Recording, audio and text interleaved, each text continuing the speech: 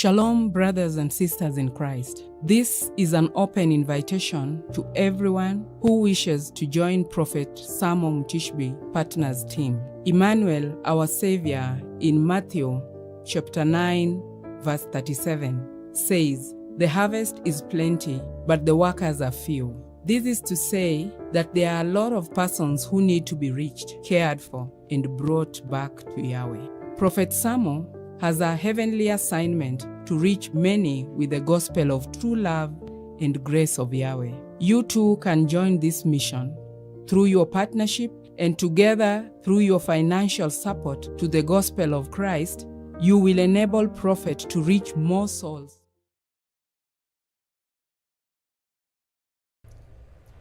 Welcome back, family. We were talking about a positive parent-child relationship, where it starts by getting to know your history from your mother and how you were before you came to earth physically, and your child as a child, how you related with your children. To start off, let's start off with a question from Manuela. Prophet, you've said that a child should be able to find out their history background since conception, but there are parents who are naturally angry, and a child cannot approach such parents. How should that child go? Yes, we have some children who have been brought up by parents who are naturally angry, and they lack a lot of things from their parents. But I can call that one like a misfortune, a bad luck to have such kind of a parent. But also, there are some parents who are just bitter because of that very history. That very history is what brings their bitterness. And so it becomes somehow difficult to survive in such an environment, but you can still learn something out of it as a child and bring positive vibes. Now, how can you change your parent attitude and focus, how you approach the parent? But because many children are still young, they don't have that ability to bring the positive vibes, because they are still dependent. They're depending from these very people. It becomes somehow difficult to change the situation. Now, that's when now the community comes in. But unfortunately, we are living in a society today where there is no longer a community. Everyone is for himself. There's no longer a community. You know, 100 years ago, there was that community whereby a child was not for an individual, but for the entire system. So if your mother can't take care of you, your auntie will pick you up. If your auntie can't take care of you, a grandmother will pick you up. If a grandmother is not there for you, a neighbor is there for you. You know? But we are living in a society, and that's why we never had streets children. There's no way someone would have ended up in a street where there is a community system. But you see, today we are living not in a community, we are living in courts. So whereby people are being judged. Who are you? What are you? You know, if you walk around even here in our estate here, you will see a lot of courts. You know, very funny names: court, Bethlehem court, Nyati court, Leopard court. So what is a court? A place where people are being judged. So we moved from community setups into judgmental setups, whereby people will have to look at you and judge you first before they accept you. Yes. So such a child has a lot of, but the better part of it is that now there is a church. The church is the only last hope for such kind of a child. That the church can model, the church can shape morals, discipline, name them. The church is the only hope that is remaining. So once the hope comes to an end, which is the church, the way the church is being polluted now, you know, many people have to suffer. because that's the last hope. But such kind of a child, I can just say kwamba ni bahati mbaya. Yes, because that child, surely in life, that child will have to suffer. Will suffer while he or she is still young. She will suffer while she is a grown-up, because she will miss a lot of things. Connection. And these are the kind of people sometimes we interact with who are very difficult to deal with because of the upbringing. There was a lot of gaps in their upbringing. And the biggest gap in upbringing are two. Poverty is not the issue. Two things. If you are brought up in an environment where there is no discipline and love, then you have a lot to pay for. If you are brought up in an environment where there is no discipline and love, then that child will have a lot of problems. But as I said before we went off the air, it is very important to find out your history. That history bonds you and your parent. And that history is the beginning of positive relationship. But if the history is not there, trust me, there will be a lot of gaps. A lot of gaps. Yes. Okay. From the past conversation, I'd like to ask, as somebody grows, as a child grows, how is the level of the relationship supposed to be? As you said before, a child knows the child, a mother knows the child's pain, a father knows the child's joy. Now, how should that relationship? The level of relationship is based on three things. Thing number one, we grow by hearing, we grow by seeing, we grow by adapting. That's how a child grows. A child grows by hearing and seeing and adapting. So what a child keeps on hearing every day will determine the outcome of that child. You see, someone like me, I grew up in an environment where my mom and my dad used to fight a lot. I'm not ashamed of that. I grew up where my mom and my dad used to fight a lot. And trust me, those things affected me. I will not deceive and lie that I was never affected by those things. They affected me, both positive and negative. Negative, number one, I used to see my dad fighting anyhowly. So I knew fighting people is the only way out. So what did it do? It triggered in me an anger that once you mess up with me, the only option is that we have to fight.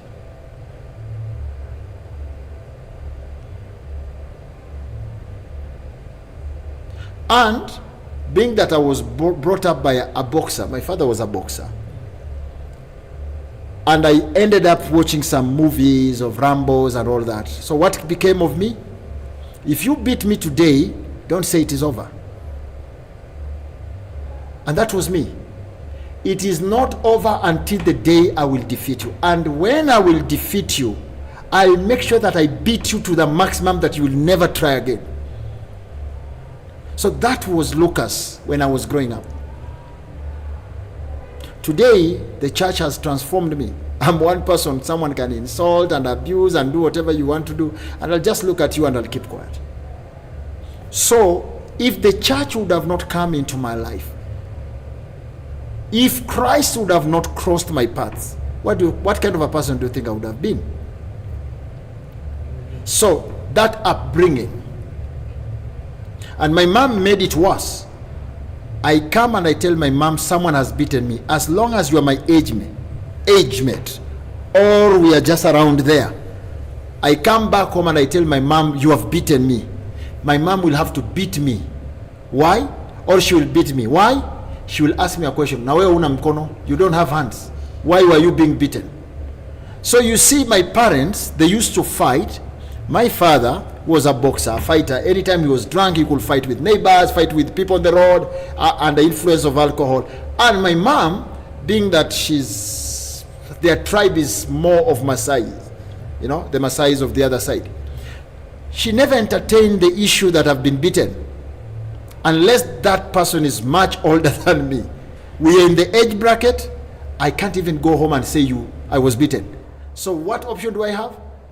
I have to beat you. So you see, legally, my parents taught me that fighting was good. But why did I ended up hating fighting? Because the same fight was also in the house. I could see my father beat my mom, and I see my mother crying.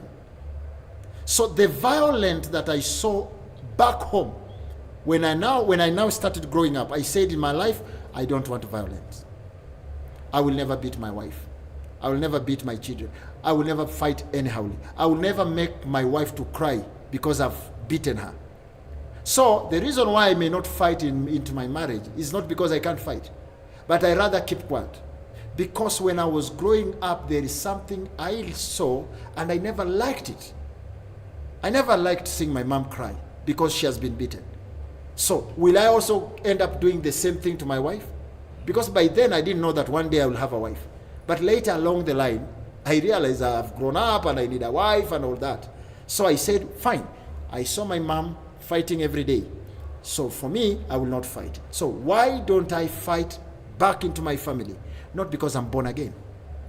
Something that I learned. Because that relationship was not good. That relationship of my mom and my dad was not healthy. So if it was not the church, secondly, I was brought up by a drunkard. My father used to drink. And not just drinking. My father was a bang smoker, serious one. Me, my dad could smoke bang, marijuana, and he could, I don't know how they do it. He could pull the puff, pull, and then he released the oxygen slowly, and a white smoke will cover his entire head, so you could see an angel head and a demon body.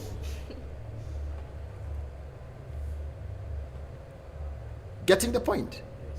So the effect of the bang was there. Under the influence of bang, when I grew up, I could hear some sexual harassment. But I didn't know it was sexual harassment. But those weird hours, I could hear my mom complaining, crying, complaining, I will not do it, you must do it, if you don't do it, I'll beat you. But I didn't know what they were doing because I was brought up in one roomed house. So when they are on the bed, I am down here, and under influence of the bang, he doesn't know even if I'm asleep. So when I grew up, I said, I will not make my wife to cry if I marry. But I didn't know why my mother used to cry. But now I'm a grown up. So I know why she used to cry in the middle of the night. It was sexual harassment, because he came back in the evening, he was drunk, slapped her, and then in the middle of the night, he want intercourse. So my mom resists. When my mom resists, she has to be slapped. So you see, when I grew up and I started putting 1 + 1 together, I had to make decisions. And I said in my life, I will not want these kind of things. So what kind of a person did I become? I'm one person, I will pick a mistake, and I will not change my mind. And I will be very clear. I've just told you this and this and this is wrong, and I don't like it. Unless now you push me. And even as you push me, I will make my warnings very clear. Please stop this, because you are pushing me to a line I don't want. Why don't I want it? Because I experienced it. I didn't understand what it was then. But that did not mean I will never understand. Because as I kept on growing, I kept on putting 1 + 1. 1 + 1. I had so many questions that I needed answer. So maturity gave me the answers. So many children and many parents today, they are suffering because of the relationship, what their children saw and what they had. So it is very important to work with what you know. All of us here, even you people here, right now there are things that you are adding up. that you saw when you were young and you didn't understand, but today you are adding up. And those things are shaping your decisions. They are shaping the kind of a woman you are becoming. They are shaping the kind of a man you are becoming. Either you will be hostile or you will be very friendly, depending with the vibes. So we have so many youths who have so many questions that nobody can answer those questions, but nature is answering. So the problem comes when that youth gets answers without a mentor, a guardian, someone who can guide that person. And you see, you can't guide youths if you never went through it. Some people may see us today being very intelligent, but it's not just the Bible we read that shaped us. The Bible we read had the answers of the questions we had that we had collected outside the Bible. You see? So a child grows by the element of hearing and seeing. So parents need to be very, very careful based on what their children sees in them and what their children hears from them. Now, me, I hate gossip with passion. In fact, if there is anybody I hate in my life, is a gossiper. Me, don't tell me gossip. Tell me what happened, but don't bring gossips. Do you know why? Because people used to gossip about my mother. My mother was very beautiful. She had the figure. She was a very attractive lady. You know? And with the poverty at home, some of her in-laws, they thought because of the poverty they could play around with her. But my mom was that strict woman. That one I can give her she was that strict woman. So people thought because she was attractive and the figure, they could joke around, maybe by bribing her, giving her goodies, mess around. But that was not the kind of a woman. So I could hear women gossip about her. I could hear my uncles gossip about her. But do you know what? One day my mom, when I went to tell her I don't know what the story it was, but they had just talked about her negatively. So in the evening, she was cooking, and I decided to tell her the story. Do you know what she did? She took the entire food. Actually, she was making ugali. Akachukua hiyo ugali ikiwa moto hivyo na akanizaba kwa mdomo na sufuria yake yote. She took the entire sufuria akanivalisha kwa uso. And you know what she said? What kind of a man do you want to be? You want to have characters of women? Hii mdomo yako nitakata. Nisikie tena. That is how me and gossip we parted ways. Imagine if I would have continued with that character. I hear things I bring to my mother. I hear things I bring to my mother. And then she seconds, she supports. What kind of a prophet today would I have been? How many things do I know about people? How many things does the Holy Spirit tell me about people? Unless I call you and tell you, come here. Do you know I know about this? I'm one person who can even stay for 3 years, 10 years, without you knowing that I know what you have been keeping. But because you are still busy keeping it, I will help you to keep it. Until we find a forum, now when I can tell you, you know what? I know about this. So you can imagine the kind of a prophet I would have been today if she never dealt with me in that horrific way. I couldn't make the prophet I am today. The secrets that I know about things of God, they are bigger than even my age. But what kind of a person would I have been today? I'll be too loose in talking. So when she dealt with me, it was very bad, but today I am proud of her discipline. You know? I am very proud of that discipline. And every time we sit, I normally make jokes. And be, hey, na wewe ulidili na mimi vibaya sana. And her word has never changed. She normally laughs and say, I wanted you to become the man you are today. So, children grow by observing, seeing things around, and what they hear. So the first foundation of a relationship, positive vibes in a child, it is the eyes and the... So parents must be very careful with what the children around them do here.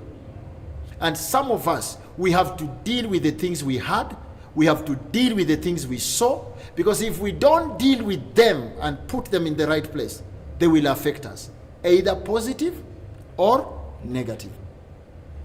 And these things we can't go and talk to them about, to our parents, but they are shaping us somehow. And you know what? Something amazing is that when we saw, they didn't know that we saw. When we had, they have no idea that we had. But do you know what? We saw. Do you know what? We had. And those things are shaping us. So, first, it's a role to the parents, but also it's a responsibility to deal with them, get rid of them. There are things that we have to get rid of them. And how do we get rid of them? We must come down and agree what was the cause of this. My dad is one of the best friends I have right now. He's my best friend. You touch me, you will kill him first before you touch me. And you touch me before you kill him, he will kill you. And you know what I came to realize? That was the best dad I had. But alcohol, the drugs he used to take, was the cause of the bad man he was then. The drugs. So now when I came to realize the cause of the negative things I went through, or I observed, or I had in my family, when I came to realize the cause of it, I had to do away with that cause. Because if he would have not been a drunkard, the way he's not a drunkard today, and he is a very good, sober-minded, a very patient man who will analyze things, and he will tell you things as they are, but in a very friendly way. That is the same dad I would have seen. The dad I'm seeing today is the same dad I would have seen then. So, things may have happened as we were growing up, but we don't need to blame the people who did them, but we need to find the cause that triggered what happened to have happened. And now that is the thing, that's the enemy we need to deal with, and that's the enemy we need to avoid. That is the only way we can also bring up a positive family. That's when our children will not go through what we went through. That's when our children will not pass through what we went through. So essentially it is about getting rid of these traumas that have been passed down to us. Yes. Because a lot of times you find that your parent might have a lot of positive intention, but because of probably what they experienced, they pass down that trauma to you. So also you, if you don't deal with it, you find that when you get a child, you pass it to them. So how do you deal with this? You must analyze. First, I was talking about the things you have observed. Then once you grow up, find out the history of your parent. She also has, or he also has a story. Okay? You might find you are being brought up by a mother who was brought up by a grandmother. Do you know what? Your mother has no definition of love, a parental love. First-hand love. All the love that your parent has is a second-hand love. Yes, it was love, but from the second source. Because the first source love, it's always your father and your mother.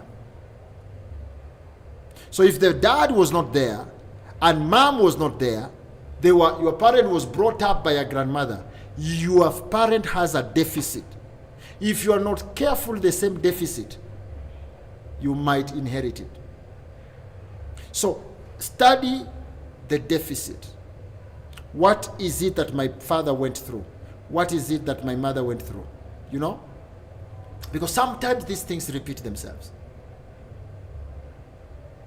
Like me, I knew something about my family. There is a problem between firstborns, like me now in my family. All my grandfathers, they were never in good books with their firstborns, including my own dad, who happened to be a firstborn in their family. My grandfather never loved my dad, Completely. He never loved my dad. But he loved so much the brother to my dad. And I even witnessed things that belonged to my father as the firstborn were given to his brothers, the secondborn. And I saw my father crying tears, trying to find his position. So even with his lifestyle of drinking and smoking and using hard drugs, he could be insulted by them, called names.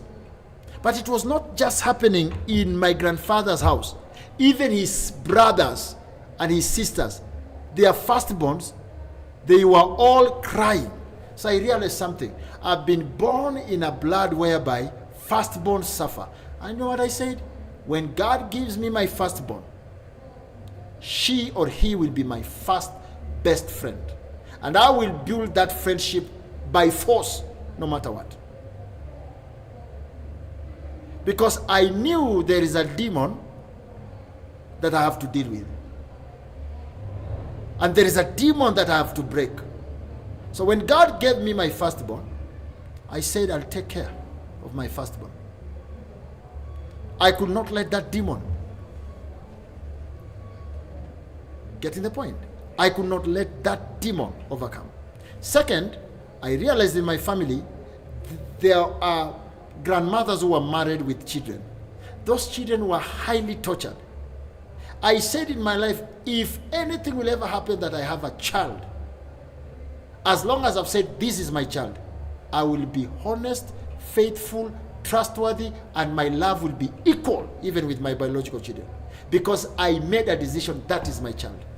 And discipline will be discipline, and there's no two way about it. They do the right thing, I will support them, congratulate them. They do a wrong thing, I'll say that is wrong, and I will make them my best friend. Because we learn as we grow. So one of the most important things as a youth you need to do is to study your background. Study your parental background. Check things which are right and things which are wrong. Deal with the things which are wrong. You will make a better family. You will live a better life. But if you ignore things which are wrong, it's just a matter of time they will come to eat you. You know what? A giant that killed your father, don't entertain it. It's just a matter of time it will also kill you. Because an enemy of your parent is your enemy. Never deceive yourself that the enemy of your parent is your friend. Never. The enemy of your parent will never be a friend. It's just that for him to destroy your parent or your parents more, he must find a gap, and you are the gap. The enemies of your parents, they are your enemies. If they made your parents to cry, you, when they are laughing with you, it's just a trap. It's just a trap. Because probably what they wanted to do, they didn't know how to get in. So you are the traitor. So they are pulling you to get that opportunity, to get the secret that they have never known. And once they get it, they will destroy you. Okay. So many a times for relationship to be good between parents and youth, parents and children, these are the things you must study. One, know the enemies of your father. That's why you see all the enemies of David were enemies of Solomon. The people that David did not eliminate, Solomon did it. Including the commander Joab, the man who fought along hand in hand with his father for years. The man who even went into the deal of David's sin. Joab. Still, Solomon killed him. Why? Because he had killed the best friend of David, the man who trained David how to fight, Abner, in a cold blood. And David said, yes, I may not touch you because of the influence you have, but I will not let the blood of Abner go unpaid for. And so when he was handing over the mantle to his son Solomon, what did he tell him? Solomon, when he was handing over the mantle to his son Solomon, not Samson, Solomon, what did he tell him? Don't let that man who cursed me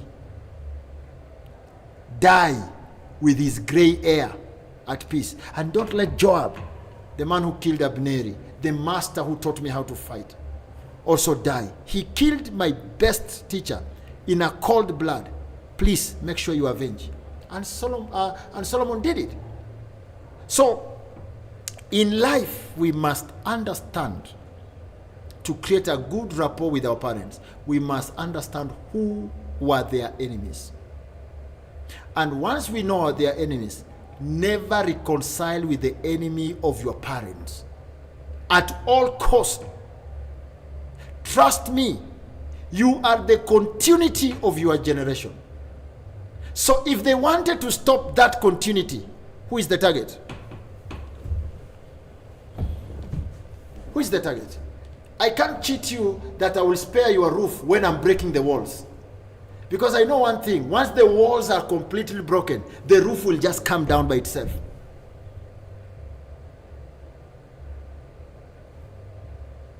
So study the history. Know the history of your parents. Know the history of your parents. Know things that made them fail. You see, and also know their desires. Like me, one of the greatest desire of my parent was to have a generation. Why? Because I was born only one child. And I remember my mom being insulted, anajaza choo, jicho moja. Wanaambia jicho yako moja ikipasuka. So jicho moja manake mimi ndio jicho moja. Anaambiwa anajaza choo kwa sababu tangu aoleka hapo amezaa mtoto mmoja anajaza tena. Na anakula na kunywa. Hali mamangu alikuwa anaishi maisha umaskini mkuu. So I saw what my mother went through, the insults of not having, numbers of children. And I told God, when I grow up, give me children. And I used to hear my mom talk about it every time. She could pray for me. How I pray that you will have children. You will have a generation, you will have children. And today God has given me children. I have children all over. I have children. And I thank God for that. So her dream, I was able to fulfill it. And my mom used to tell me, Lucas, ninalimia watu, ninafulia watu. I pray my God that you will never farm for people. Trust me, in my life since I was born, I've never been paid salary. That is the only thing I've never experienced. I've never worked for any man or woman for 30 days or any institution for 30 days and they say they will pay me salary. I've never. I don't know what is a salary. I've seen a lot of papers, but I've never received something called payslip. Since I was born, I'm approaching 50. I have never tasted what is a payslip. Because God answered the prayers of my mother. Instead of me being paid salary, it is I who pays people salary.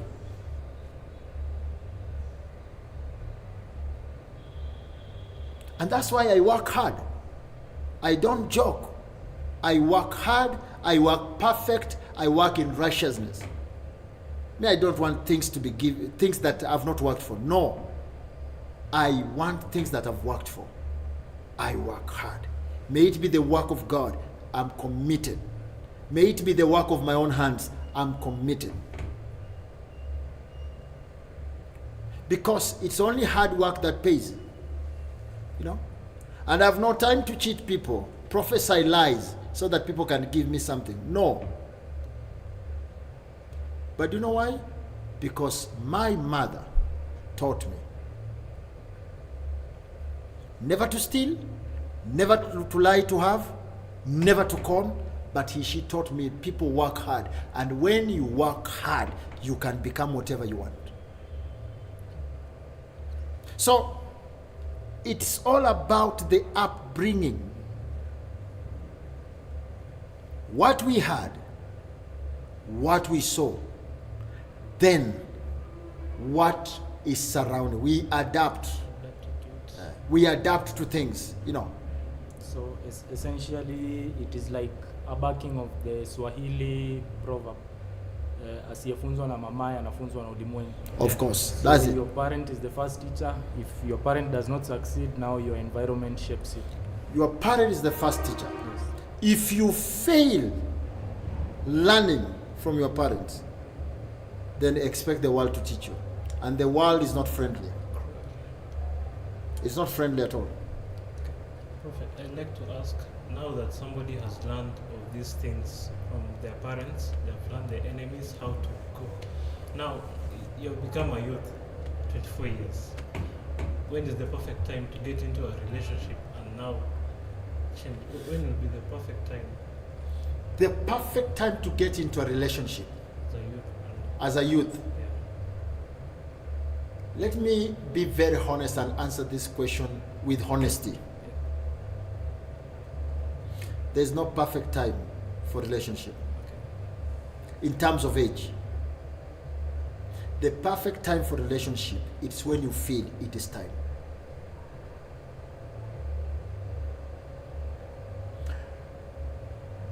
Can I surprise you? Me, I got married when I was 19 years.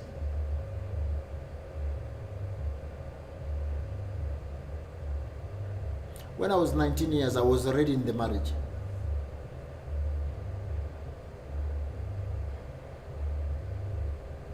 But that did not stop me from raising a perfect family. I've raised my family.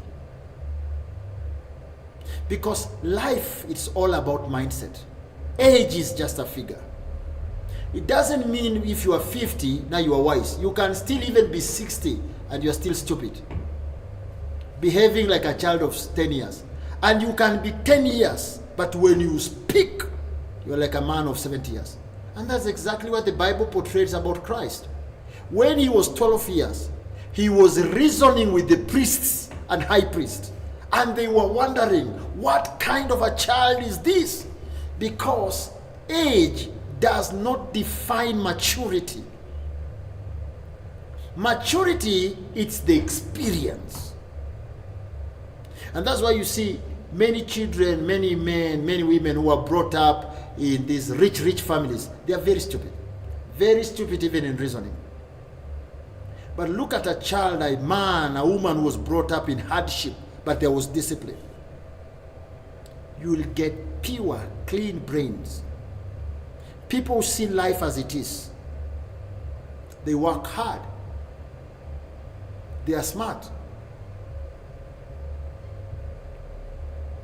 You know, as I've always said, I have no issue with Ruto. President Ruto, I have no issue with him as a prophet. Why should I have an issue with him? I'm not a politician. But I speak both positive and negative anytime I want to use him. I use his good side and I use his bad side. The reason why Ruto has outdone many politicians, it is his upbringing. The brains of that man are clear, sharp, and wise working. Because hakuwa mtoto wa bata, amekuwa akasema nitajitengenezea bata. But the same Ruto we have today, he may not have a son like him. Why? Because alipoleta bata labda hakuambia watoto wake, hii bata mmeipata kwa dhiki. That's why you will find some rich men. There is oil, cooking oil, but watoto wanaambiwa leo mnakula chakula bila mafuta. They sound like dad is torturing us, but the dad is sharpening them, molding them, making them tougher, because life only understands people who are tough. Life does not understand jokers. Life understands people who are tough. And if you want to joke with life, you just have only one way: be a smart joker. If you want to joke with life, then there is only one way: be a smart joker. Joke, but joke smartly. If you can't joke smart, then the life will teach you. So, at what point should a man or a lady get into a relationship? It is the point that she feels it is the right time to get into a relationship. So, when is the right time? What are the things you wanted to achieve in life? Have you achieved them? As a young man, as a young lady, have you achieved the dreams? So achieving dreams does not mean making wealth. Remember that. Achieving dream means even that marriage is part of the things you wanted. You realize you wake up very early, you come back in the evening, you come back exhausted, you don't want to eat in an hotel, you come back, you can't wash your clothes, you come back, you have money, you want to start saving. Those are some of the things that will lead you to that. I'm done with my education now. The next thing I want to settle, then get a job. Or I found a job, I want to settle so that I start planning my life. Life is a plan. It's like a chess. How you put your bricks determine what kind of a construction you will make. So there is no age. I cannot tell you at 30, start dating, get into a relationship. At 40, at 60, no. And neither do I want to tell you also at 16. It depends with what is leading you into that relationship. What do you want? If you are getting into a relationship because you have friends who have girlfriends around, or you have boys who have girlfriends and you have girls who have boyfriends, that's why you are getting into a relationship, you are stupid. So many a times don't make decisions because of influence. Don't let people influence you. Make decisions because you feel this is what I want now. Because when is the right time to take a shower? At 8? At 9? When is the right time? When you feel the heat, when you feel the discomfort, when you feel the smell I'm producing is not good. So what do I need to do? Take a shower. So when is the right time to get into a relationship? When you feel, when you start feeling now, the level I've reached, I need to get into a relationship. So many people make decisions because they want to please people around them. People make decisions because, and people make such kind of decisions, they will never stop making mistakes. It's like a man having more than one wife. Then you ask him, why did you go for a second wife? Because I wanted to enjoy myself. Is that man's head even thinking? No. So you are going for several women because you want to enjoy yourself. Is life about enjoyment?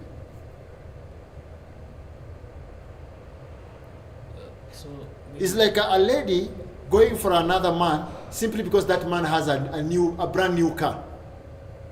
Why did you go for John? Hey, uko gari yenye John alinunua? Is that woman's head even thinking? So if John has a new car today, you want to go to John because John has a new car. How about when Geoffrey buys a better car? Will you leave John and go to Geoffrey? How about now when it's time for Mark?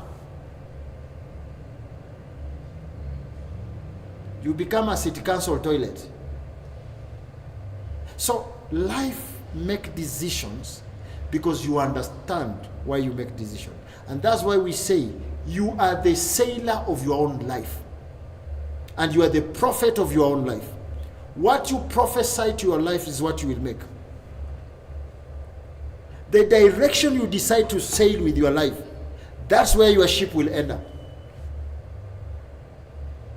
So, when is the right time to get into a relationship? When is the time? And who was that time? You, yourself. So you have to balance your life. You have to check the balances. Know your dreams. Know what you wanted to achieve. Then let those things drive you. Because that's when even you can get a friend that you can walk along. You know what? Me, I feel I love you. I feel liking you. But I have dreams that will take me 6 years. And the other person says, by the way, even me, I have dreams that needs to take 7 years. Then I think we can walk together. So when are we getting into a marriage state? After 6 years, after 7 years, after you have achieved this and have achieved this, then you put terms and rules of that friendship. What can be done and what cannot be done. Because you know things that when you do, they will mess up that dream. And you know things that when you don't do, that dreams will be acquired. So each of you will be a complementary to each other towards that dream. Now when that time comes, you can sit together, two of you, and say, you know what? You were there for me to make this. You know what? You were also there for me to make this. Now, let's go for this. You already have a foundation. So, relationship is not a bad thing. But you must know what kind of relationship are you putting yourself into. Let it not be a relationship under influence of. Let it be a relationship that is compatible to your dreams. Now, I've looked at this lady. She's so kind. She's so humble. I think this is the kind of a wife I would like to have. But when? After 5 years. Tell her the truth. You know what? You are this kind of a wife I would like to have. But I still have a journey of 5 years to achieve this. Oh, by the way, I've been looking at you and I see you are this kind of a gentleman. But me, I still have a journey of 4 years before I start thinking of marriage. Then can we be friends with terms and conditions? Each side has a right to speak how that relationship should be built. You know, so you can walk the journey with that friend of yours until you achieve that particular thing. Now, it's free. My friend, study the Bible. Jacob worked 7 years before Rachel becoming a wife. And even when he was deceived, he worked for another 7 years. So once you meet a friend and you agree in terms and conditions, you can still be in a relationship. Because relationship does not definitely mean sex. You know, sometimes we miss the point. We think relationship means sex. Sex is not relationship. Neither is sex love. Somebody can have sex with you, but that person does not love you. Because it's just sex. Even we have ladies who do sexual business. In Kisumu, you go to a place called Kondele. They are there. You go to Nairobi, we have Koinange. And each street iko na bei yake. Ukitaka wa 50 bob like Kisumu, enda Kondele. Ukitaka wa 1000, enda October. Ukitaka wa 50 to 250, go to Kondele.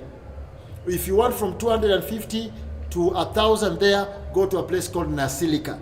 That is now in Kisumu. And if you want from 2,000 to 10,000, you go to a place called Octopus. Those are university students. My friend, university students. They influence each other, 22 Octopus. That's where you will see the big cars. But those who have reduced, they cannot compete with the university students. And they still have hips. You go to Nesilica, you will find them. And those ambao wamechapa, wakaisha, go to Kondele. At a 50 bob. You will find a woman there. Because the business is sex. They are not selling anything. They are selling sex. You want students from those universities, let me not mention their names. Go to Octopus. You will find them with skirts here. 16, 17, 24 years there. Because a woman of 35 years there, you will not get a client. That's why those of 35, 30, 35 to 40, they go to Nasenica. But if you want those of 50 years, 45, go to Kondele. They are there. So the market itself tells them where to, to go. But what are they doing? They are selling sex. So when you go there and you pick a lady, is that love? But you are picking her to go and do what? To have sex with her. Even her, when she's being picked, she knows the business I have with this man, it is sex. And they will tell you, pay me fast. Do you want me the whole night? Yes. You'll pay me 8,000, 10,000. No, I can't give you 10,000. Kwani ni dhahabu, I'll give you 5. No, ongeza moja. They bargain. Because it is sex. So sex is not a relationship. Sex is not love.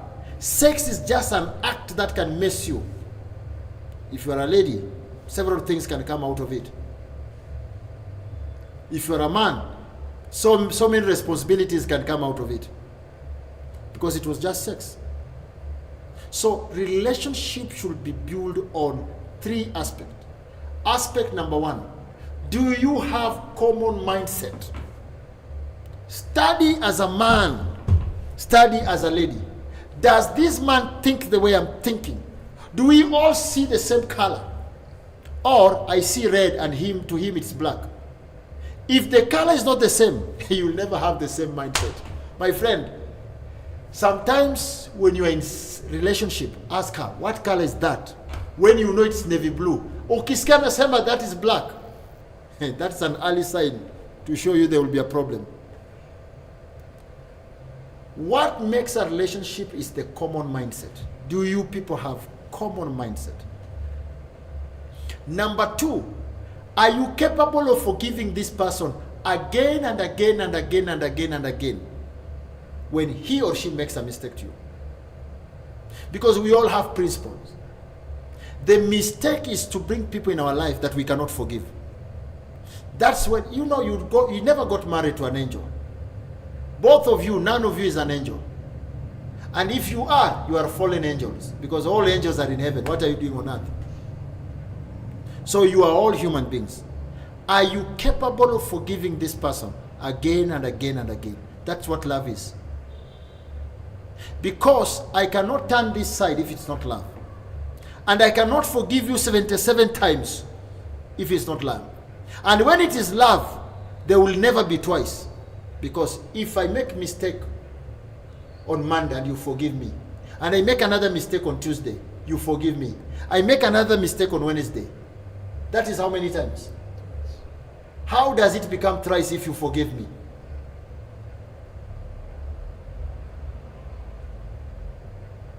How? How does it become 3 times and you forgave me the other one? For you to say it is third, it means you never forgave me. Because if you did, then it's still the first time. So are you capable of forgiving this person no matter how many mistakes she will make, no matter how many mistakes he will make? Or is it somebody who can make a mistake and once it lands into your mind, that's it? You find yourself making resolutions, decisions that are non-reversible. You are never in love. Maybe by then he was tall, dark and handsome. You said, he's mine. Or she was beautiful, brown, she had the hips and all that because she was still young, and you said, this is mine. But that true love was never there. So those are some of the things you need to ask yourself as a young person. Do we see the same color? Can I forgive this person 1,000,000 times? And it's like nothing happened. That even people can come and tell me, if I was me, if I was you, I cannot forgive him. I cannot forgive her. That one is done. And you still find yourself forgiving him. You still find yourself forgiving her. Is it somebody you can choose again and again and again and again? So if she's not someone you can choose again and again and again, then there was no love. If he's not someone you can choose again and again and again, there was no love. There were delusions. You are operating under delusional spirit. There was no love. So first, can you people see the same color? Second, can you forgive again and again? Then third, what is he or she racing for?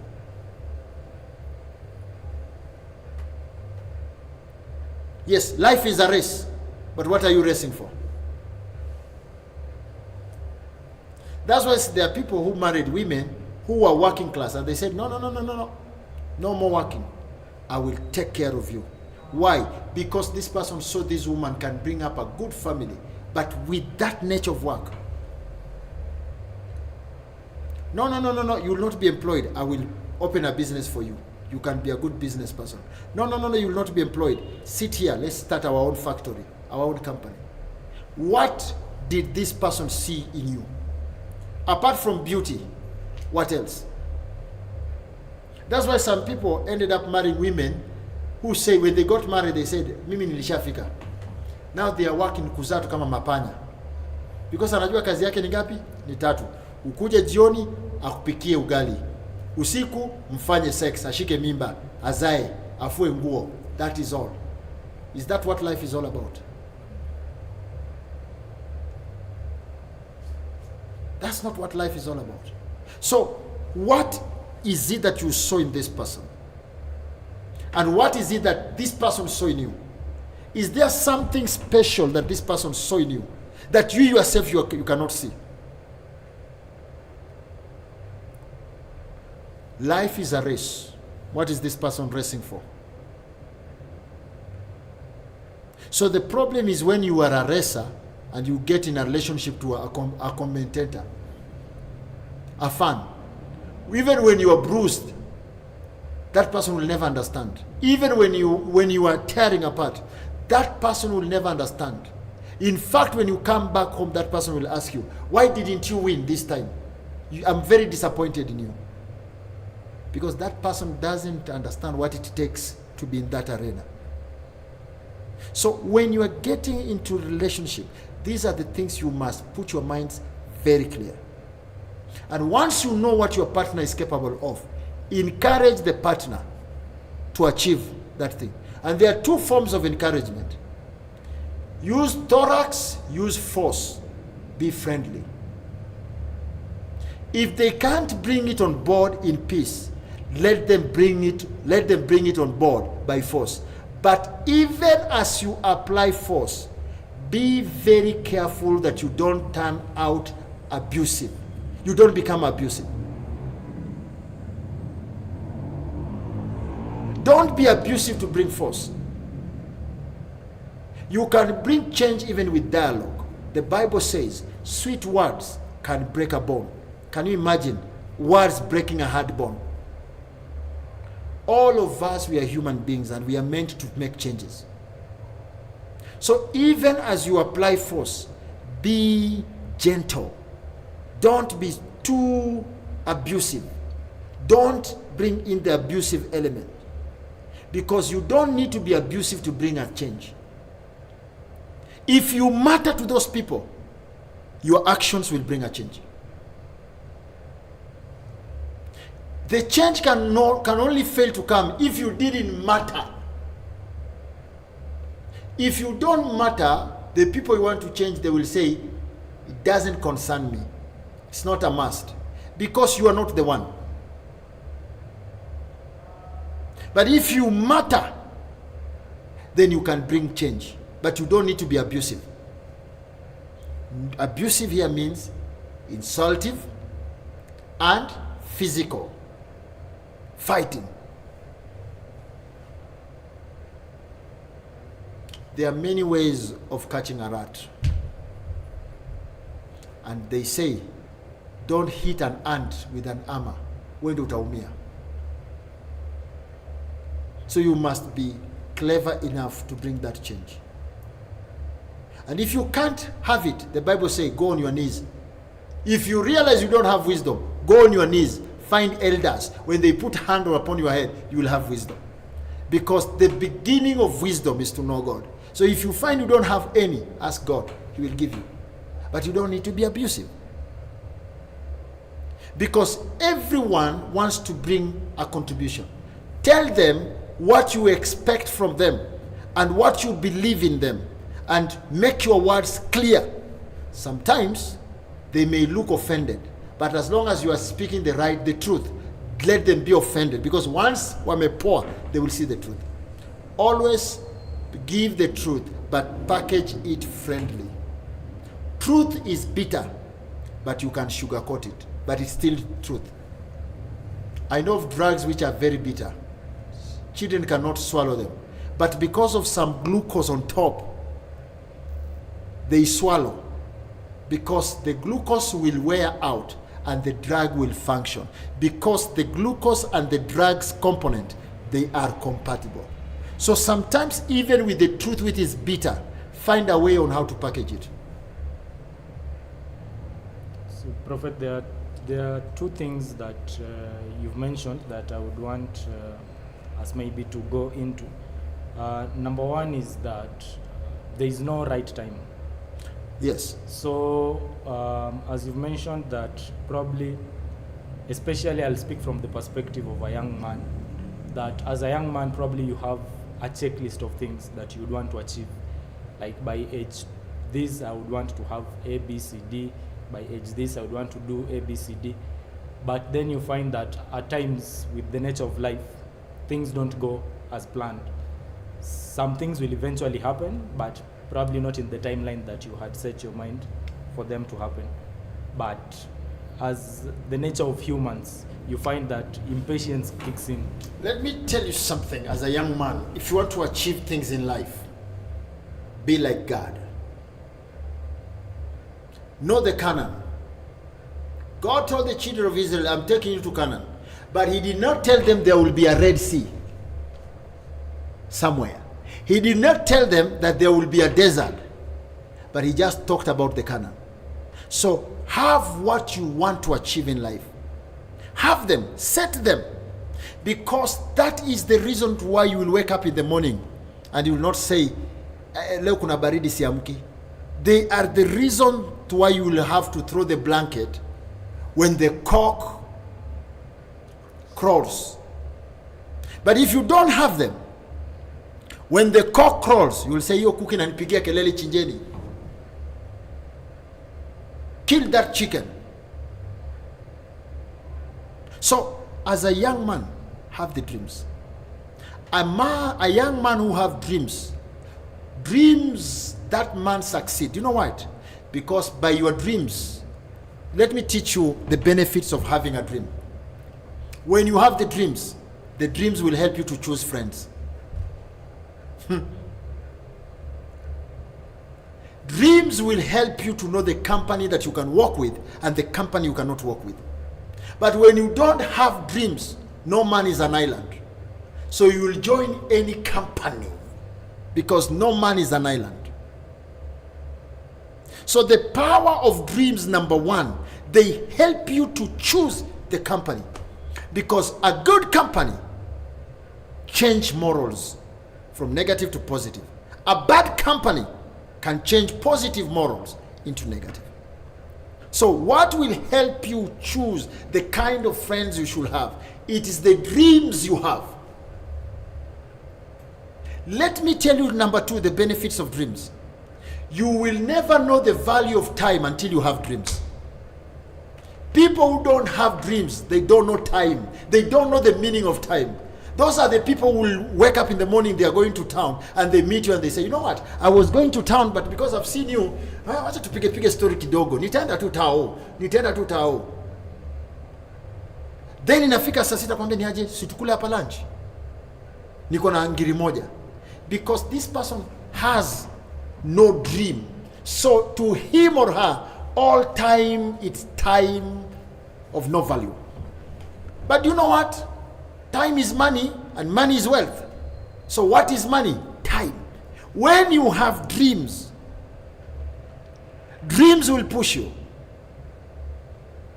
People who have dreams, they know when to sleep and when to wake up. They know how many minutes they can spend making storytelling because they have something they are chasing and time is not on their side. Children or students who want to pass exam, they have a timetable. But students who don't want to pass exam, do they have a timetable? And what is the work of timetable? To revise and to study because they want to pass. So they have a dream. And their dream is to pass exam. That's why they have timetable. So if you don't have a dream, you don't know the value of time. All the time, you have the time always. You always have the time because you don't have a dream. Now, if you have a dream, you become a planner. You know how to plan, how to balance, how to ratio things.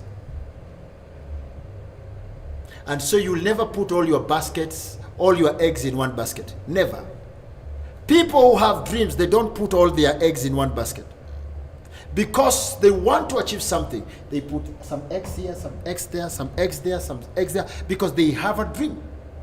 But when you don't have a dream, do you know what? Wewe ulifika kabla uanze. You reached before you started. That's when you wake up because you woke up. And it gets evening because it's evening. But someone who has a dream will ask, when shall I wake up because I need to finish up this project? Someone who has a dream will say, yes, I'm not going home early because I haven't finished this project. So he will just go to rest because he's exhausted, but all his mind is on that project. And that's why even sometimes the sleep will not come. Why? He's thinking about that project. How do I fix it? How do I make it come out true? So you will know how to ratio things. But without a dream, you cannot ratio. So you will not know the people you need to work with, the company you need to join. You will not know the value of time.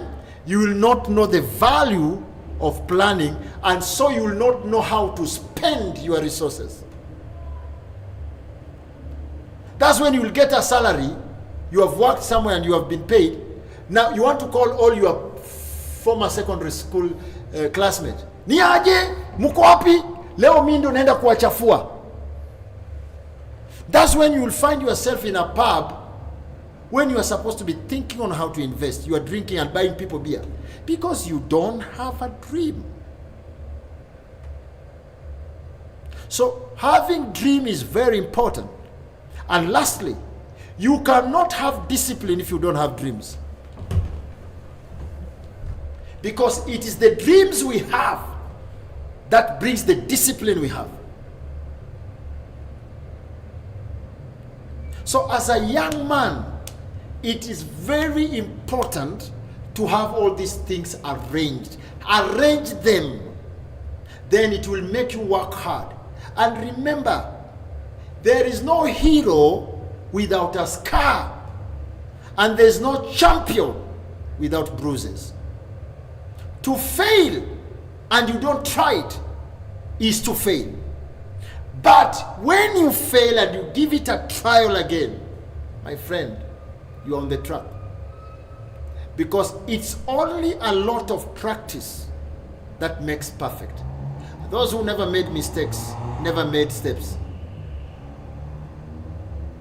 Every great man that you have ever seen will tell you one time where he failed and the lesson he learned into his failure. Every great woman you know, she will tell you what she messed up one day. And the lesson she learned in her mess is what made her to become what she is today. Even Christ to save us, he had to fall 3 times with the cross. The very cross that brought our redemption. He fell down 3 times, but he didn't remain there. So if you say by Monday I want to achieve something, and you realize that Monday you have not achieved it, that's not the only Monday.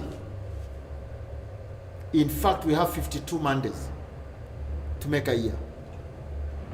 We have 52 Tuesdays. We have 52. And even the Bible says, fear not, 366 times, which means 365 is for a whole year. This one is to start another year. And that's what God says. We say that God made heavens and earth 6 days. Who knows if there was something he created and it didn't come out well and he had to rub it and he made another one? Who knows? Maybe one day when we meet him atakwambia, hey, jua ya kwanza nilitengeneza ilikuwa blue in color. Nilipoiakisha nikaona dunia mzima ni blue. Nikaona hapana, hii kitu hainibambi. I had to do away with it and started. And we have seen that in the Bible. He destroyed the first creation and maintained, survived, made Noah with his children to survive so that he can start another phase. So if God has gone through a process of hii kitu ni mbaya, wacha nijaribu hii tena, who are we not to do it? So once you have, in fact, I love failing because failures are for the people who think and who plan. Those who don't think and plan, do they have something to fail? What can you fail about if you don't have it? So to me, when I meet someone who has failed, I know this person is going somewhere. Because the failure shows you the right. It makes you to realize this path was not the right path. This is the right path. This one has not worked for me. Let me try this. I came to Nairobi. All of you witnessed. How many things did I go through when I came to Mtishiby? Many things. Did they make me to give up? But there are people who said, if this man is a prophet of God, why is he going through this? Who told you for me being a prophet, everything will be new? So in life, when you try it and it fails, don't give up. Why should you not give up? Because you have the concept of what you wanted. You have the dream of what you wanted. So you are just trying to find the path. If you know truly there is Canaan, don't be afraid of the desert. So what I was getting at, Prophet, is that you have a checklist of things that you would want to achieve. Probably you've said that before I settle down and start my family, I want to have achieved A, B, C, D. But then you find that probably life is not going as you had planned it to happen. And then there's this saying that says that if you keep on waiting for the right time, you'll eventually find out that the right time had already passed, because there is never a right time. Some of these things you just do them, and then you realize that. And that's why I said, when you asked me what is the right time, what Yes. did I say? There is no right time. Yeah. The right time is when you feel. Now, when now you have set out things that you'd want to do, and you are not taking some of these boxes. Can I answer you? Yes. Make the wardrobe. Dress when you feel like dressing. Some of us, our wardrobe have clothes that I cannot tell you what I'll be putting on tomorrow. But when I wake up and I stand and I look at my wardrobe, then my mind tells me, today you look good in this suit. And that's exactly what I take. Because I feel how I will look like in that cloth. Because that's the feeling. So life is controlled by your feelings. The right time is when you feel. So have them. It's like a wardrobe. Have them. Because they will guide your steps. But fix what is right to be fixed at the right time. And that right time is within yourself. Maybe we may take a break as we go into the next session of mentoring. As we've talked about, now you're getting the partner, now you want to venture into a business further. So we may take a break. Then you may send in your questions. Thank you.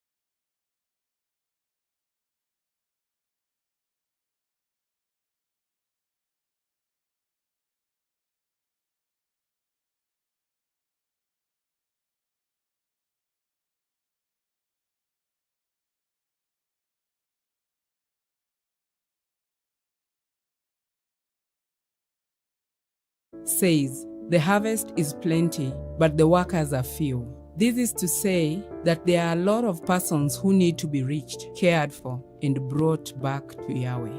Prophet Samo has a heavenly assignment to reach many with the gospel of true love and grace of Yahweh. You too can join this mission through your partnership, and together through your financial support to the gospel of Christ, you will enable Prophet to reach more souls with the true knowledge and revelation of the Word. The benefits experienced by our partners include direct access to consult with prophet as need may arise, prophetic prayer moments with the prophet, where as a person you may want prophet to pray with you.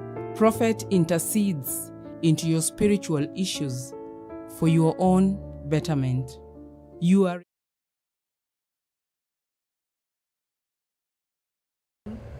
Before that, I would like to welcome everybody who is watching us online. We have Reverend Berry Laudi, Apostle Violet Chibeu, Hannah Ben, Reverend Miriam Jennifer, Apostle Beatrice Nyabate. We have Faith Samo, Odinga Catherine Samo, Billy Kamango, John Warrior, Florence Obueno, Akinyi Florence, Apostle Rose Moro, Millicent Olo, Apostle Maureen Lois, Nessa Jones, Pamela Moro, Mercy Batum. We have Ambrose, we have Jacqueline Uma, and Elizabeth ACB, Edwin Olango, and Daniel Mauga. Prophet, before we continue, I had a question. Maybe we can look at how our parents view, from their point of view, when a youth gets into a relationship. We find that most parents, they find it as if it's difficult for their children to navigate through these relationships. And most of the African parents, they tend to be harsh towards their children, and they even tell them they should not get into those relationships.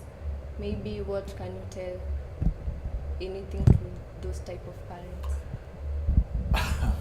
That's a very good question, because I happen to be also a parent. But let me tell you one thing. There is no single day you will ever grow to your parent. They will always see you as a child. Until you prove that you have grown up. So if you want to tell us that you have grown up, prove. Because when you fail, we have failed as parents. So what option do we have? To police you, to protect you until the day you will prove yourself.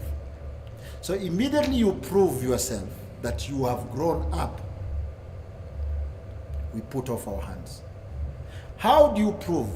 There are 3 ways of proving. Communicate. Create time. If you cannot put me down and talk to me and put sense in me as a parent, I will always feel the things you are doing behind there. They are just silly things. I see the dangers of them because you have never put me down and talked.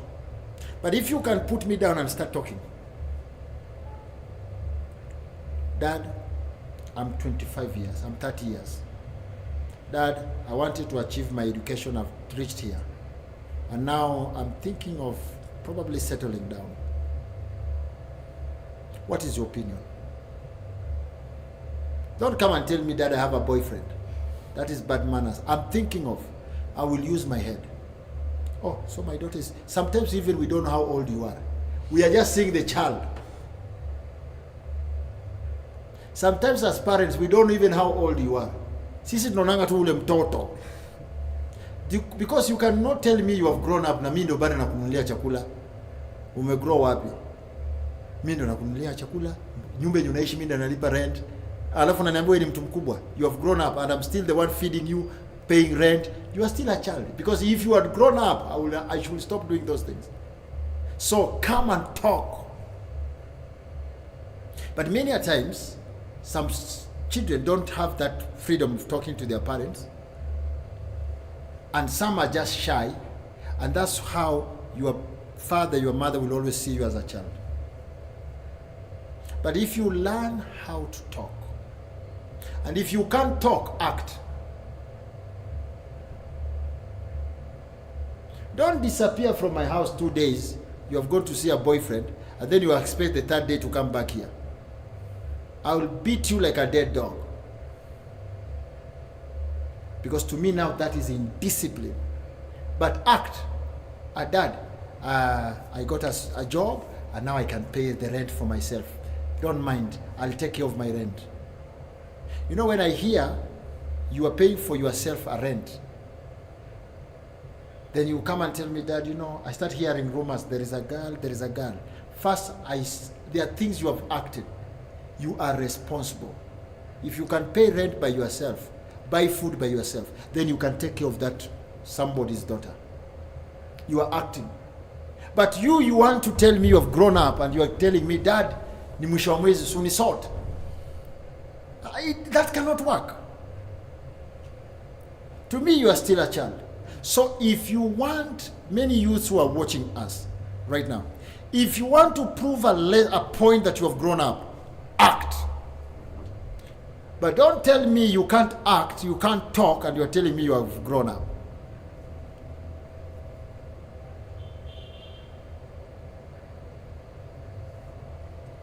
Do you know why the prodigal son was forgiven by the father? Because at least for him, he knew he has his share, and he went far. The only mistake is that he used it wrongly.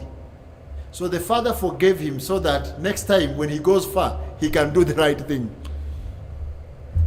Despite the love, the father, the parents are the mentors. So everything they do is for our own good.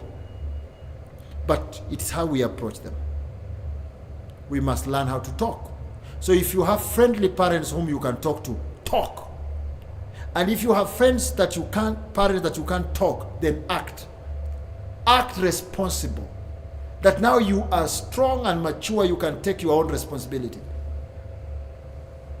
They are your parents. They will still chip in once in a while because they know the hurdles of life.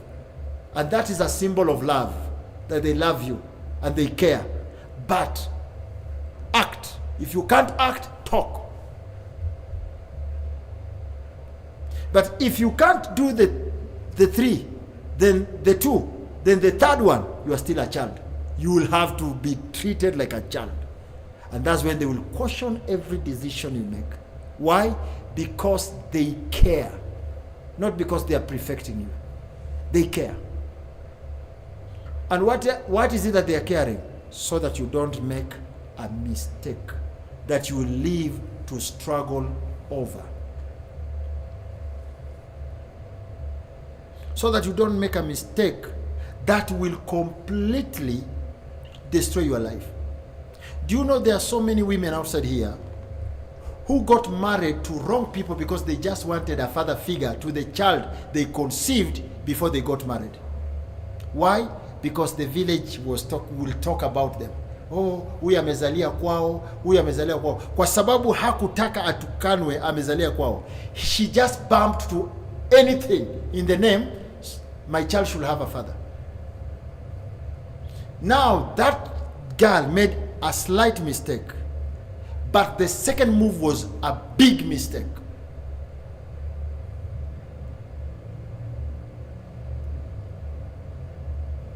There are men who got married because I slept with that girl and she conceived, so I have to marry her.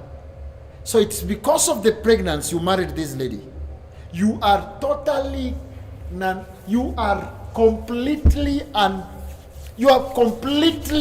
non-compatible. You will never be compatible.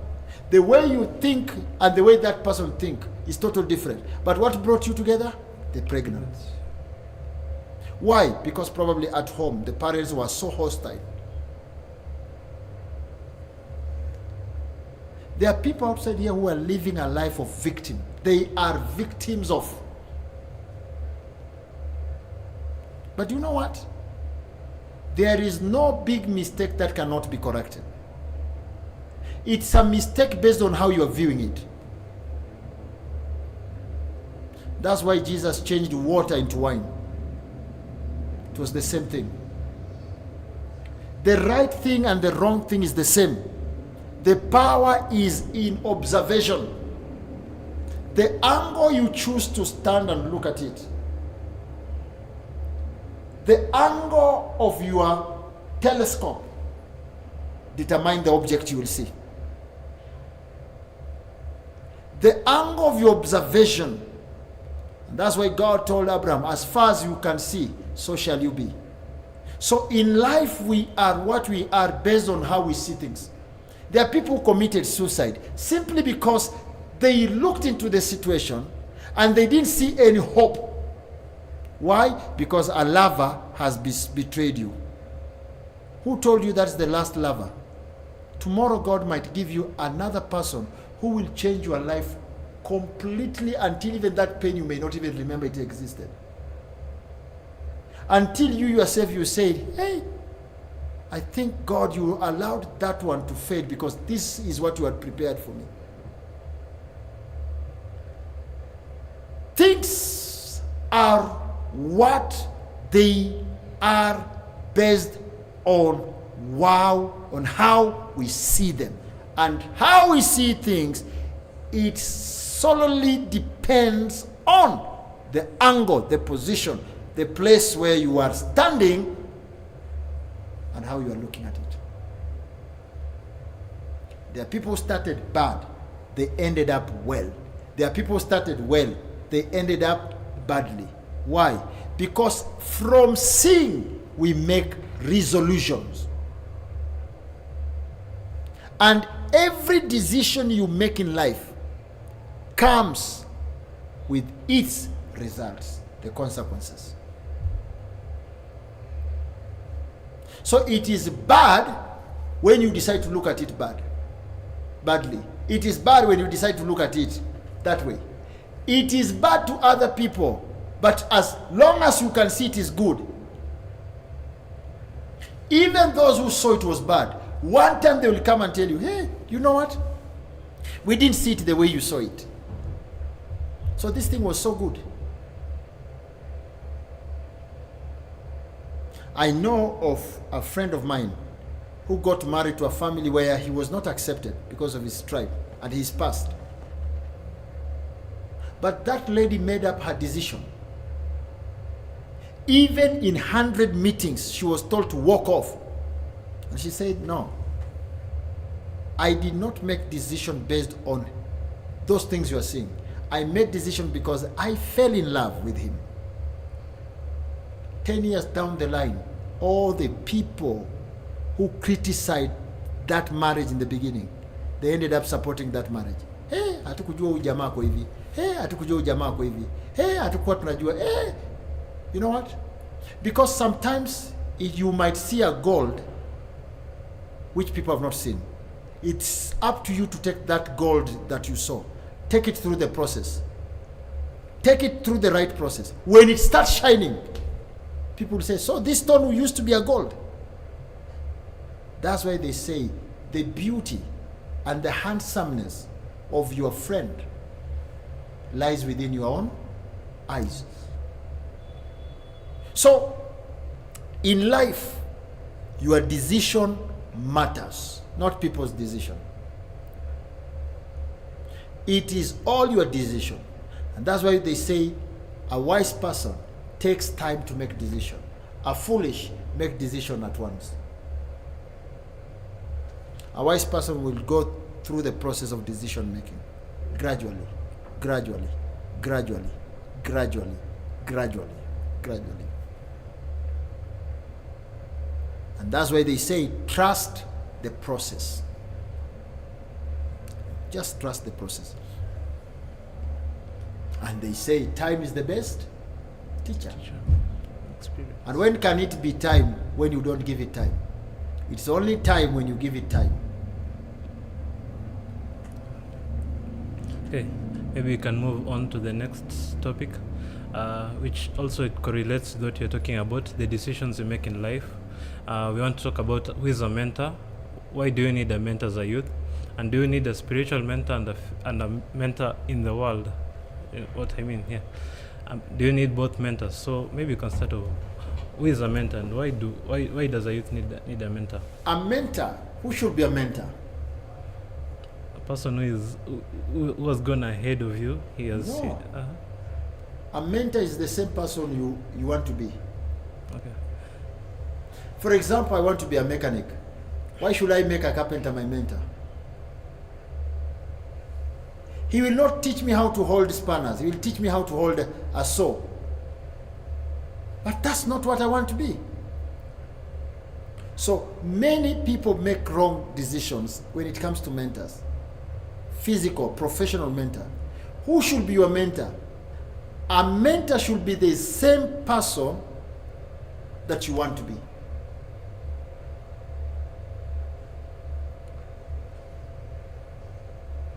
That should be a mentor. Why? Because 10 years ago, this person was where you are. So what does he have? He has what he did right and what he did wrong. What do you want from him most?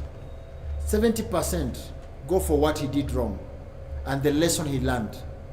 Because what he did right, it's obvious. But many times we don't want to learn the mistakes of the mentors.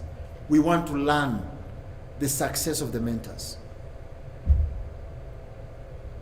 But hear from this as a prophet of God. If you want to make it, learn the failures of your mentor. Have more time knowing what he didn't or what he didn't do right. Because if you capture what that person did right, you will end where he ended. Kama alifika 40 au utawaipita 41, utaisha to 40. But the things he didn't do right, it's what made him to be at 40. So if you know them and you work on them, you will go 60, 70. That's why mentors will never teach you in a soft way. They teach you in a hard way. Why? So that you don't fail where they failed. But if you find a mentor who teaches you softly, that person is not taking you anywhere. Because you will only reach where he reached or where she reached. Same formula, same answer. A different formula, some difference in the formula brings a different answer. You cannot use the same formula then you expect to score anything bigger than what that formula can give. So when you identify a mentor, find out the gaps. Things that made this mentor not to score high, not to go far. And it takes friendship for a mentor to disclose his failure. You have no rights when you are under mentor. Never be under mentor and you say you have any rights. You don't have rights. The only way to succeed under mentor, be a friend. Because it's only by being a friend, he will show you where he didn't do right and the lessons he learned and the thing he missed. Now when you reach there, you will apply what he missed and you will get it. But it takes friendship. There is no rights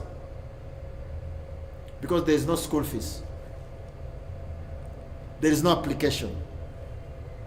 For someone to accept to be your mentor, it starts by friendship. Be a friend. Keep the friendship. And how do you keep the friendship? Be a medicine to the wound. Find out the wounds of inside your mentor. Find out the wounds of your mentor. Become a healer. Become a medicine. That's the only way a mentor will impress you. Because he knows the secret of the knowledge he carries is precious. And that's why Elijah told Elisha, you see me, you get it. You don't see it, you don't see me, you don't get it. So learn to see your mentor.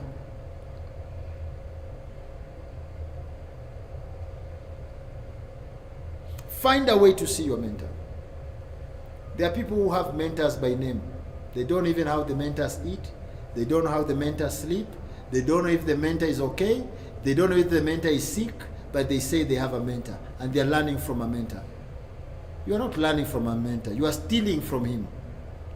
He may give you the concept. You may steal the concept, but you will never steal the secret.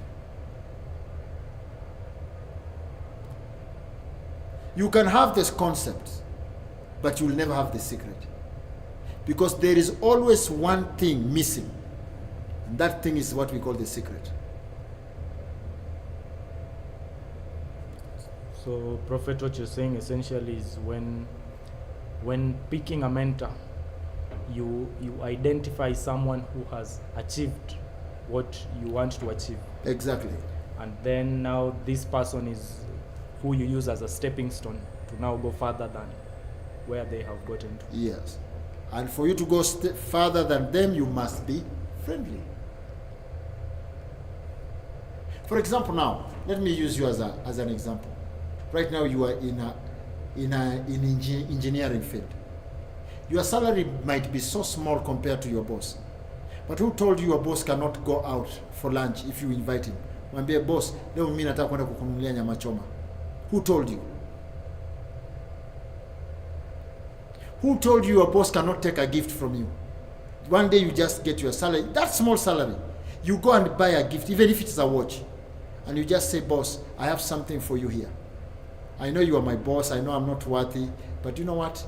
You are just an amazing person, a role model to me. I just felt I should buy you a gift. I know it's not worthy, but just accept it. Probably in his entire life, nobody has ever done that. All the staffs he has ever employed, he pays millions to them, but nobody has ever thought of him as a person, putting aside the position he holds. He's also a human being. You can get the concepts, but you may not get the secret. You may know how to do it, but why is a secret. So you must be a friend. To get the secret from a mentor, become a friend. And who is a friend? A person indeed when you are in need. So even the CEO, he has his own problems. Have you ever reached there? Because we think he's a CEO, she's a CEO, we cannot reach to him or her. No, just walk in and say, you know what, boss, you are just an amazing to me.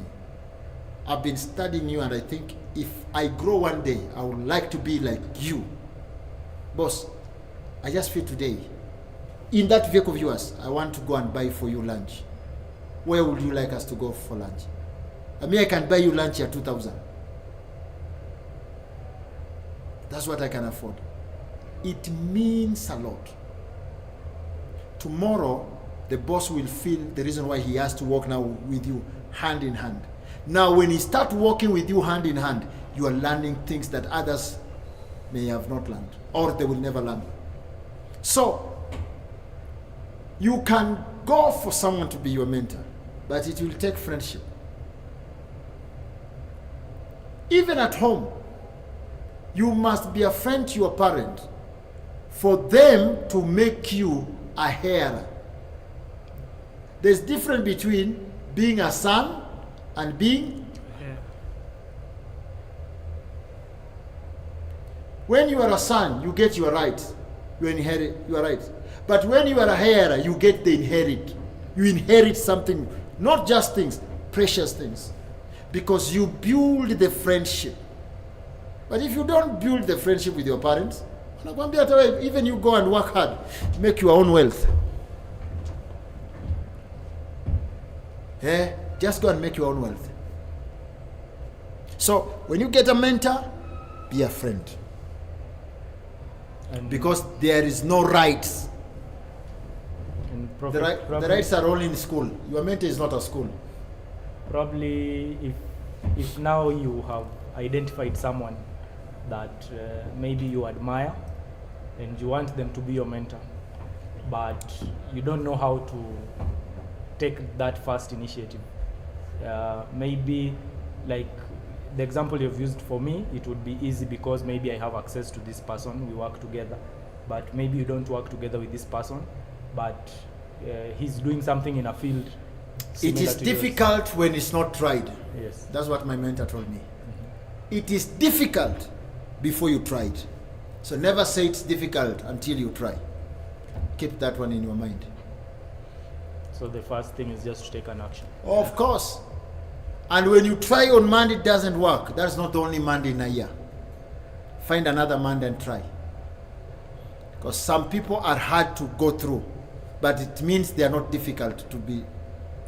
To get access. Yes, to get access. Yeah. Some people just tell you no today because they have never heard of that. What are your intentions? Have you been sent? But when you keep on persisting, They will find your genuineness, and then they will open the door that you thought cannot be opened. If the doors of heaven can be opened and the doors of hell, there is no door on earth that cannot open. It depends with your approach. If the doors of heaven and hell can open, my friend, there is no door on earth that cannot Open. It depends with your Approach. always find positive approach. Okay. And how may one after you've identified this mentor, you've gotten into a relationship, you're aiming to get into that good friendship with him. How do you capitalize on that friendship so that it bears? Show the mentor that you are worthy. Because when the master says you are good, my friend, you are good. So don't say you are good before the master says you are good. Once you find a mentor, win him until the day he will endorse you, then you have become. Because that's why you went for him as a mentor. But don't get a mentor and you want to endorse yourself. So find a mentor, win the mentor, be patient until the mentor says, now you are good. I think that is a very important part you've touched on, the part of patience, because a lot of times you find young people want to elevate very quickly.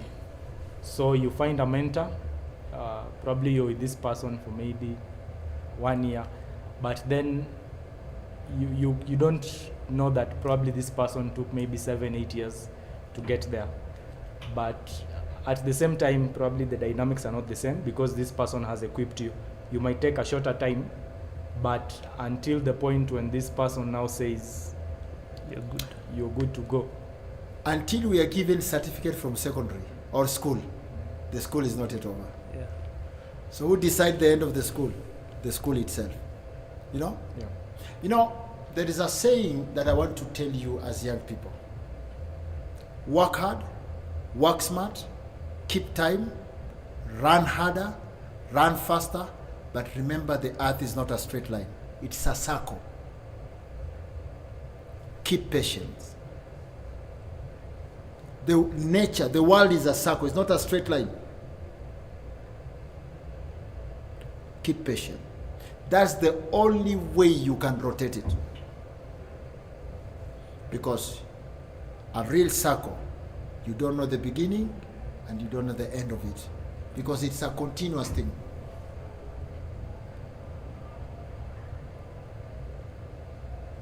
So how may one destroy this relationship with a mentor, and does it bring any impact to the life, maybe a curse or something like that? You have this mentor in your life, then come maybe destroy the name, maybe the way you said you endorse yourself instead of the mentor and you're not yet approved. Does it bring any which impact does it bring? You know, when the mentor says you are good, it means he has given you the blessings. Yeah. When he says you are not yet good, that is a curse. Curse is an acid. It eats you gradually. So please the soul and the heart of a mentor until he endorses you. Because a real mentor will endorse you. Unless you found a fake mentor who want to abuse you. But if you found a real mentor, he will endorse you. Because why do you take someone who has not become to be your mentor? He will use you to become. But when you make somebody who has become, he has nothing he wants from you. That person is living. He's doing his things. Whether you are there or, in fact, you found him doing his things. You did not come, that's when he started his things. You found him doing his things. So he's doing his things. So he's not benefiting in you being part of him. It is you benefiting by being part of him. That is a mentor.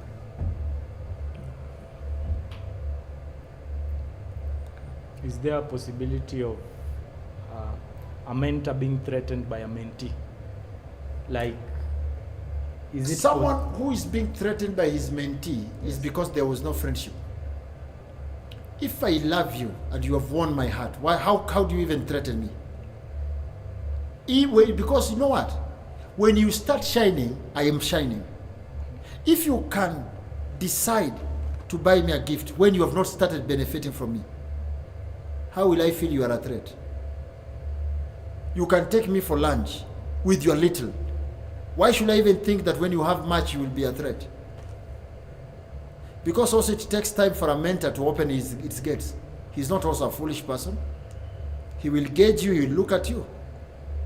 Did it not take Elijah several days walking with Elisha until when he found Elisha worthy? That's when he told him that word of, if you see me. Did he tell him the very first day they met, Elisha, if you see me, you get it? No. So just the way you know and you feel you have it, you have una game yako ya kucheza kwa mentor. Pia mentor ana game yake ya kucheza kwa mentee. But remember, he has rights to teach you or not to teach you. But you have no rights. So it all depends on how you package yourself.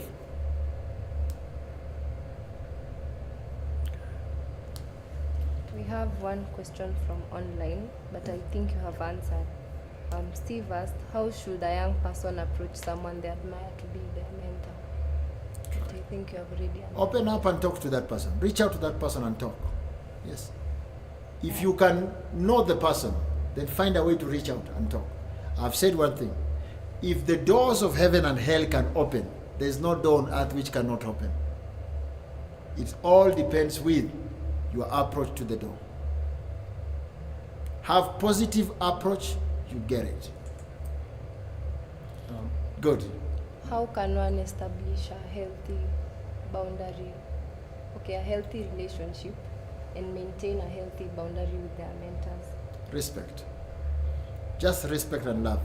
Respect, love, be genuine. Be truthful.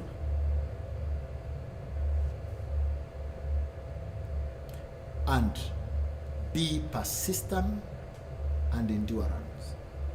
Because there are some mentors who will test you thoroughly if you are worthy to possess what they are holding. Because that thing is what made them to become what they are. Do you think they can just give it anyhow? Very powerful trainings, the fee behind it and the scores behind them is very high. True or false? True. Do you need a higher grade to become a mansion? Do you need a higher grade to become a carpenter? No. But to become a doctor? High grade. Getting the point? Yeah. So things that are marketable, they're expensive. Things that are on demand, they are expensive. The higher the demand, the higher the cost, the price. The lower the demand. So this mentor is holding something precious. And that thing is what has made him or her to become what she or he is. Do you think he can just give you because you have come to become a mentee? You must prove you are worthy. And some mentee will put you on a hard test. But once they find you worthy, they make you. So be ready to pay the price when you want to be. We have another question from online, from Steve. How can young people balance learning from mentors while also developing their own identity? How can young people balance learning from mentors while also developing their own identity? One mistake that you can ever do is to develop your identity under a mentor. That is a threat. Once you sit under a mentor, create identity under the mentor. You cannot. Now, for example, let me use Henry. He's in the world of engineering. He's working with this firm when he has a small engineering firm somewhere. What do you think he will become to the institution? A threat. And what option do they have? To kick him out.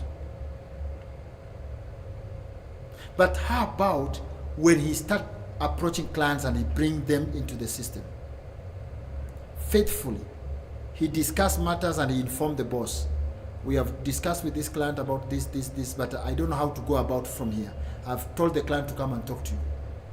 And then the client comes and the mentee discovers that what Henry told him is exactly what he spoke. Tomorrow he will tell Henry, next time when this reaches here, do it this way. So when you are under the mentee, when you are under the mentor and you are a mentee, put aside side shows. Because remember, you are pleasing somebody ili akupatie secret. So you cannot be learning under the mentor and you are doing your own things. You will not get that secret. In fact, now the mentor will not look at you as a mentor, a mentee. He will start seeing you as a worker, a staff. So the secret will be closed. You will come to other terms. Get me? Yes. And the mentor will start asking himself, does he even need you? And if he finds something worthy, then he will change everything. That's when he will never disclose the secret. You will remain there. Can I tell you something? People have worked years and years, decades and decades in Coca-Cola, but they have never known the secret of forming Coca-Cola, but they have been employed there. Because secret and wages, they are two different things.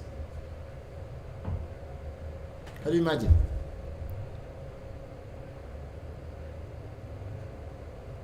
So the ambition is what kills this. Have positive ambition.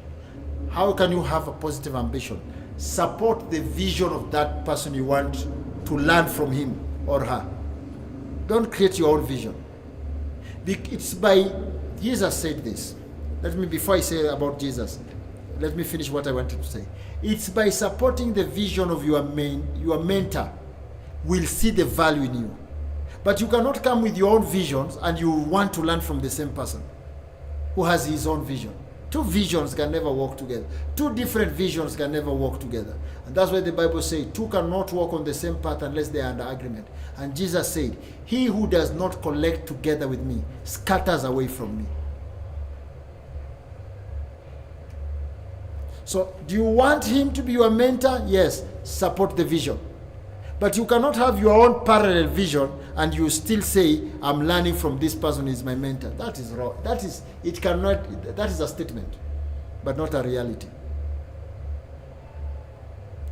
That is a statement. It's just like a relationship. A woman says, I love my husband, and she's contrary with the vision and the dreams of that man. Is there even love? No. One is keeping the other. It's just a matter of time. The truth will come out. Who was keeping who? Prophet, if I may ask, is it possible to have several mentors? Like possibly in different areas of life, like a career mentor? You can have so many mentors depending with how good you are upstairs. Because what is their role? To shape you. But it's very difficult to please several masters. That's the only problem. So, learn one at a time. You can have many mentors, but one problem you'll have is to place them. Because maybe one mentor loves soup, another one loves wine, another one loves cold water. What are you going to prepare? Is it soup, wine, or cold water? Good.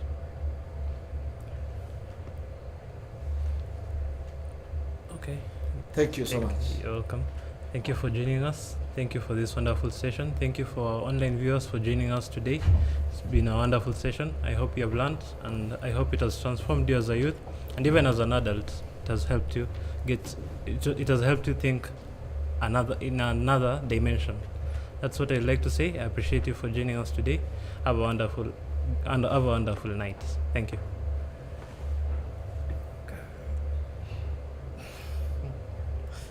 Steve.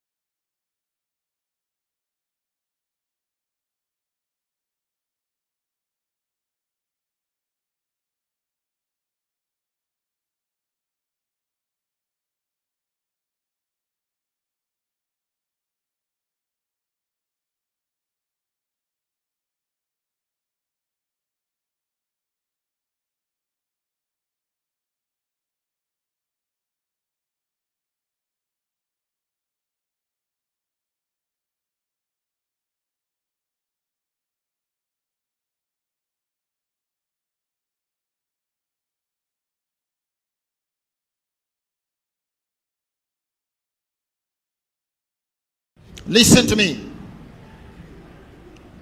Parents who are here, and any other parent. The parents who are here and any other parents. Friday, I'll be having a special prayer for your offsprings. Whether your child is in school or whether the child is available. For those who have children who are available, Friday, I'll be praying. Just do me, those who will come here, I'll be praying from 3 p.m. Just bring me, each child, write his name or her name on a paper. And as a parent, just write one wish on that paper. Those who are watching from far, you can send your names of your children via the number, then it will be written, printed. But it will be very good. Write it your own. Don't send as a text. Write with your own hand the name of the child. Each child, even if you have 100 children, just come with 100 papers. Don't write 2 on 1. One child, one paper with your wish. Take time and write the wish.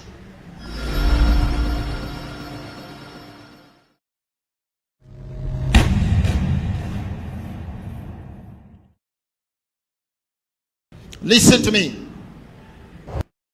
Shalom, sons and daughters of Yahweh. I wish to invite you to our new Women's Forum. This is a program rooted in the Word of God, guided by the servant of God, Prophet Dr. Lucas Samo Mtishiby, addressing real women matters anchored on biblical and spiritual foundations with a focus on the mind of Yahweh for women. This program comes every first Thursday of the month, where Prophet dives deep into topics that affect women, pre-marriage, in marriage, in motherhood, and family relationships as divinely revealed to him by the Spirit of God and the Holy Spirit. This is a life-changing teaching that no woman should miss. We therefore urge you to invite all your friends to tune in every Thursday via Azriel TV YouTube channel. To all men, pass this information to your sisters, your wives, your female colleagues, and friends. Finally, to all sisters, let us grow together in a God-ordained way for better family foundation in our generation. See you every Thursday of the month. God bless you all.